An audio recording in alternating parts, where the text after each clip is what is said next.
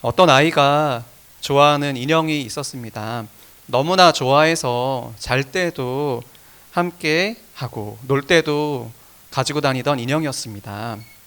그런데 어느 날 부모님이 크리스마스를 맞아서 새 인형을 사줬습니다. 그래서 그 인형은 자연스럽게 잊혀지게 되었습니다. 또 어떤 연인이 있었습니다. 그런데 두 사람은 서로 먼 곳에 살았습니다. 처음 1년은 애틋한 마음으로 연락을 하며 그랬는데요. 남자가 이제 직장을 구하게 되었고 그러면서 점점 바빠지게 되었습니다. 그러다가 남자의 직장 동료가 소개해 준 사람과 만나게 되면서 여자에게 연락을 해서 그만 만나자라고 헤어지게 되었습니다. 때로 우리는 어떤 대상이나 사람에 대해서 실증을 느끼고 다른 대상이나 사람을 찾아갈 때가 있습니다.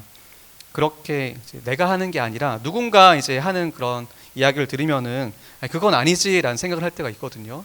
그런데 가만 생각해 보면은 이것은 어떤 사람들의 모습이 아니라 우리의 이야기, 나의 이야기가 될 때도 있습니다.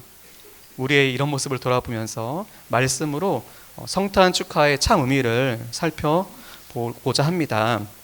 오늘 말씀은 예수님의 아버지 요셉이 그의 약혼녀인 마리아가 결혼 전에 임신한 것을, 아기를 가지게 된 것을 알게 되고 조용히 이제 결혼할 것을 정리하려고 할 때 꿈에 천사가 요셉에게 어떻게 된 일인지 설명하면서 나오는 그런 대목입니다. 먼저 20절에서 천사는 두려워하지 말라고 하면서 성령으로 아기가 잉태된 것이라고 설명합니다. 그러면서 21절에서 아이의 이름을 예수라고 지으라고 알려줍니다. 예수라는 이름은 당시에 오늘날 그 영희 철수처럼 되게 흔한 이름이었다라고 하는데요. 구약의 여호수아, 호세아와 같이 하나님께서 구원하신다라는 그런 뜻입니다. 한마디로 하나님께서 그 백성을 구원하시기 위해서 예수님을 보내셨다는 것인데요. 그런데 천사는 구원의 의미를 더 분명하게 알려줍니다. 21절 혹시 성경책 다 가지고 계실지요? 21절 같이 읽어보겠습니다. 자, 시작. 아들을 낳으리니 이름을 예수라 하라. 이는 그가 자기 백성을 그들의 죄에서 구원할 자이심이라 하니라. 네, 구원하는데 뭐 때문에 구원하냐고 하고 있죠? 죄 때문에 구원한다고 하고 있죠. 그쵸? 바로 그들이, 모든 사람들이 하나님께 죄를 지었고 죄인을 구원하기 위해서 예수님께서 이 땅에 오셨다라고 하는 것입니다. 예수님이 오신 이유는 단순히 착한 일을 하시거나 착한 일을 한 어린이들에게 선물을 주시기 위해서 오신 것이 아니라 죄를 지어서 하나님께 심판을 받아야 할 죄인을 구원하기 위해서 오셨다라는 것입니다. 이제 우리는 곧 성탄 축하 발표를 하게 될 것입니다. 다들 오랫동안 아니나요? 아무튼 열심히 최선을 다해서 이제 준비했는데요, 그렇죠? 네. 열심히 준비했습니다. 네. 그런데 우리가 예수님이 오심을 기뻐하면서 찬양하면서 공연을 하는 이유가 무엇인지를 좀 생각해 보고 하는 게 좋겠죠. 바로 하나님께서 죄인을 사랑하셔서 예수님을 보내주셨다는 것입니다. 그리고 우리가 잘 아는 것처럼 예수님께서는 십자가에서 아무 죄도 없으신데 죄를 지은 사람들을 대신해서 비참하게 죽으셨습니다. 하나님께 죄를 짓는다는 그 의미가 무엇인지, 죄를 용서받는다는 의미가 무엇인지를 좀 생각해 봐야 할 것입니다. 제가 좀 이야기하고 싶은 거는 우리가 하나님께 생각했던 것보다 더 큰 죄인이었다라는 것입니다.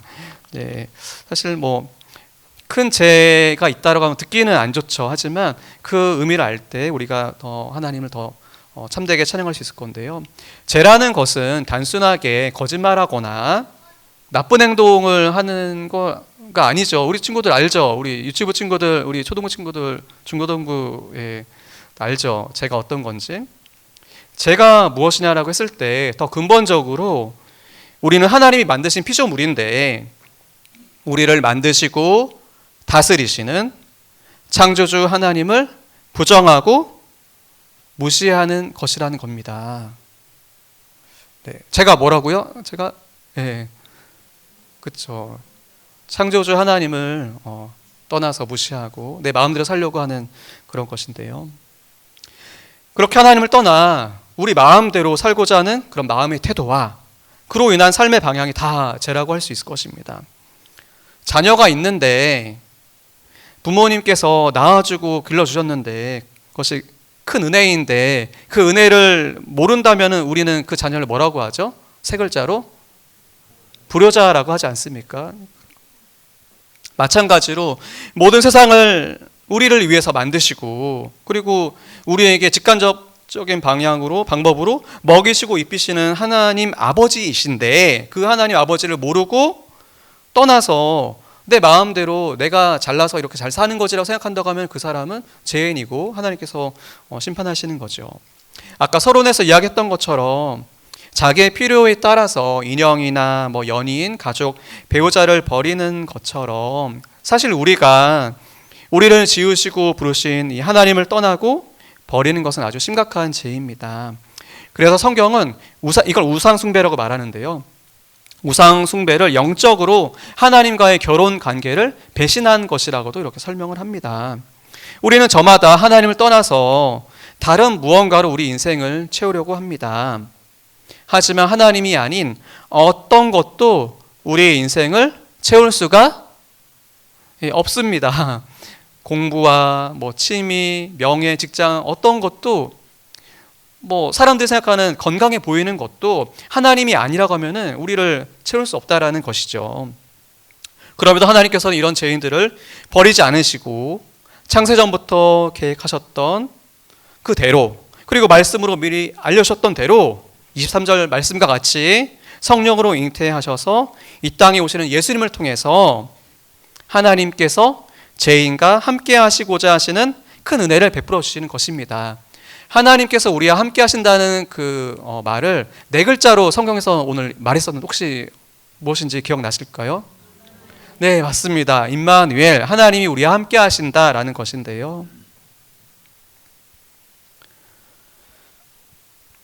자녀를 키우는 부모로서 만약에 자녀가 저를 무시하고 혼자 힘으로, 그것도 아직 안 컸는데 혼자 힘으로 이제 살겠다라고 하면은 오래 기다리고 끝까지 사랑하려고 하겠지만 정말 힘들 것입니다. 어떻게 보면은 객관적으로 이렇게 비용을 계산해 본다고 하면은 그냥 나가라고 하는 것이 타당해 보일 수도 있을 것입니다. 그런데도 하나님은 죄인을 포기하지 않으셨습니다. 오히려 그렇게 이 땅에 오셨고요. 그 아들을 죽게 하심으로 우리에게 그 사랑을 알려주신 것입니다.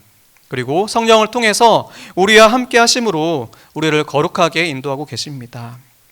그와 같은 우리 인생에 우리 아버지로서 우리의 평생에 함께 하신다는 그 은혜가 얼마나 큰지요. 그리고 홀로 신앙생활을 하는 것이 아니라 교회로 불러주셔서 모든 복을 누리게 하시는 은혜가 얼마나 큰지 모릅니다. 말씀을 정리하겠습니다. 예수님이 이 땅에 오신 이유는 무엇입니까? 네, 우리 같은 죄인을 구원하시고 또 사랑하셔서 함께 하심으로써 하나님께서 다스리시고자 또 복지시고자 하시는 거죠. 그리고 그 가운데 우리 교회 가운데 함께 하시는 것입니다. 이 은혜를 알고 기뻐함으로 찬양함으로써 발표회를 통해서 하나님께 모든 영광을 올려드리는 행복한 교회의 모든 성도님들이 되시기를 예수님의 이름으로 축원합니다.